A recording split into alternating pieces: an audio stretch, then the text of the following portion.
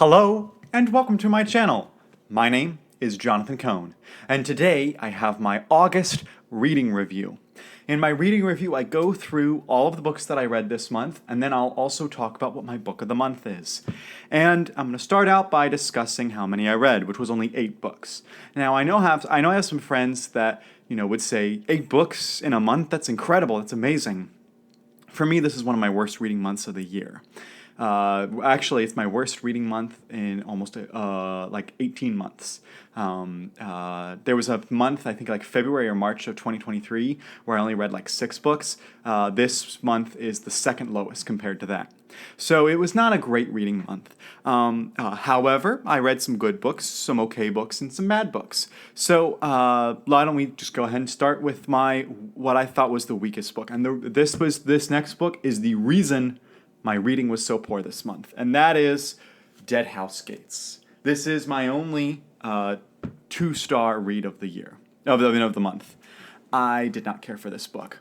My biggest problem with the book was that it was so long and it had such long periods of time where I couldn't care about what was happening, and then there'd be like 5 or 10 pages that were amazing, and then it would have another 50 pages where I could not care less what was happening. And it was so frustrating that it was formatted like this. And so I powered through it because I wanted to do a buddy read with a friend of mine named Caleb. And Caleb also is struggling a little bit as I'm recording this. He's going to try to finish it though, and we're going to do a joint review talking about this. We might have a third friend of ours who loves this book. His name is Alex. He might join us for that review, just so we have someone talking positively, but this book, it wrecked my reading. I would go days without reading, and then I'd pick it up and try to read, and it was awful. This knocked me out for this should have taken me 4 or 5 days to read on my normal schedule. It took me almost 2 weeks, and it just knocked out the reading and made it so it wasn't enjoyable for the month. So that's my weakest book of the month. The next book I have is a 3 out of 5, and it had moments, but it also had stuff I didn't like. And I do have a full review of it coming as well, and that's The Casual Vacancy by J.K. Rowling. The ideas in this book are brilliant. The political discussions, I think, are really interesting. The problem is that J.K. Rowling made them too complex, and also the problem is that I think she had too many POV characters for what this book needed to do, and I think she should have cut down dramatically. I go way more in depth in my full-on review, but that's the basic gist of how I felt. So I just gave it a 3 out of 5. It was just okay. That's how I felt about that book. The next book I'll talk about is the book What's Next, which is a nonfiction book based off of The West Wing. It's behind-the-scenes backstage pass to The West Wing. And I enjoyed reading this, and there was some cool stuff that I didn't know about The West Wing, which, by the way, The West Wing is my favorite TV show of all time.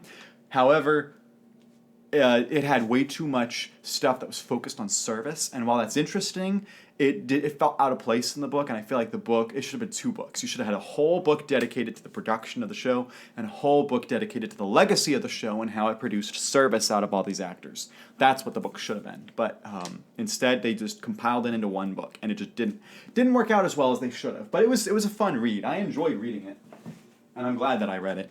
The next book I'll talk about is The Tales of the Mos Eisley Cantina, also a 3-star book. There were a few good stories in here, but overall I was very unimpressed by the stories in here. And I actually interviewed Kevin J. Anderson. That's coming out soon on the channel. But this book just didn't connect with me really well, and so it's not one of the best collections. I feel about the same about this book as I do about the other Star Wars book that's a compilation of short stories, the From a Certain Point of View books. So that one. But those are all my 3-star books. What about my 4-star? I have 2 4-star books.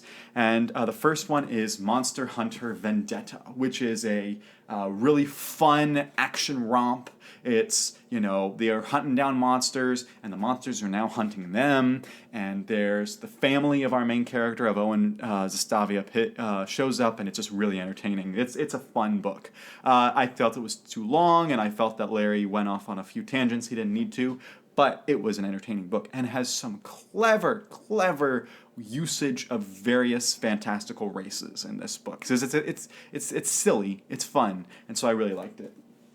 I also really liked the Edge of Balance manga. I read it. It's a very short manga, and I have a full discussion, a business discussion in my review of why I think that they should be charging less and why I think that they should be omnibusing this series.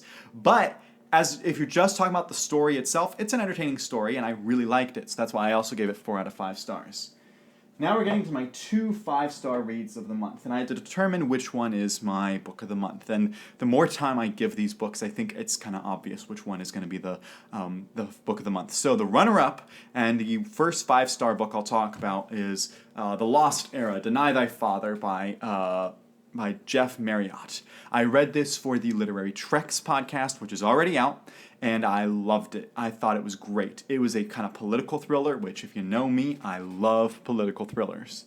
And so I read this, and it's got it's got 2 different timelines or characters you're following. You're following Will Riker as he's in the academy, and it's like an academy story, and you're also following his father Kyle Riker, who is on the run from the government, and it's a delightful book, and it's nice to have a Lost Era book that just works so well.